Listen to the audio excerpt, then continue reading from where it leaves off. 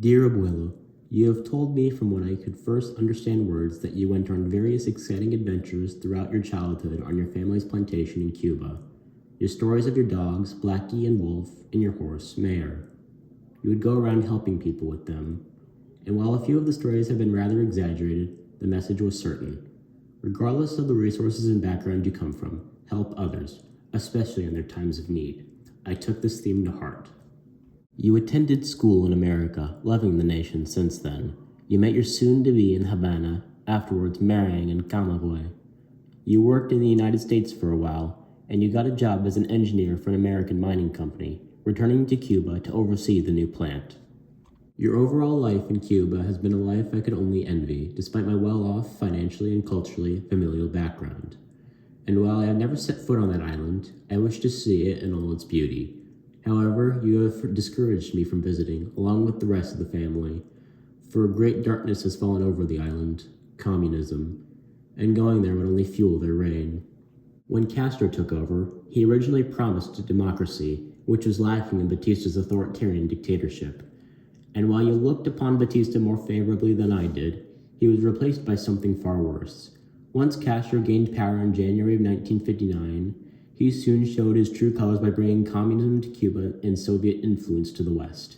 Che Guevara murdered your cousin because he resisted Castro's betrayal, for which I will never forgive Che or Castro.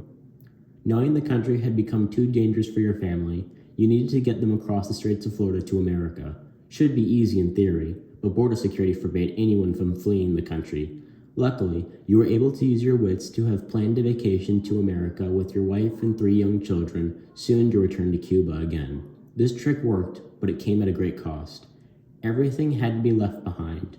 Your home, your money, your things, and your memories of a beautiful island nation, now deceased at the hands of Castro, paradise lost at his red fingers.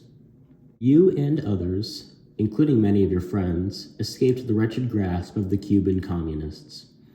I celebrated a lot of my birthdays with some of your friends, learning quite a bit about their lives in Cuba and in America. Despite the substantial age difference, I still enjoyed them as guests at my parties. I bring these memories back up so you can remember. Remember the suffering the communists have caused you, your family, and your country. And from that suffering is the desire to enact change, no matter the effort required. I want to change the way Cuba is run, to end communism, to bring liberty to all the people of that island.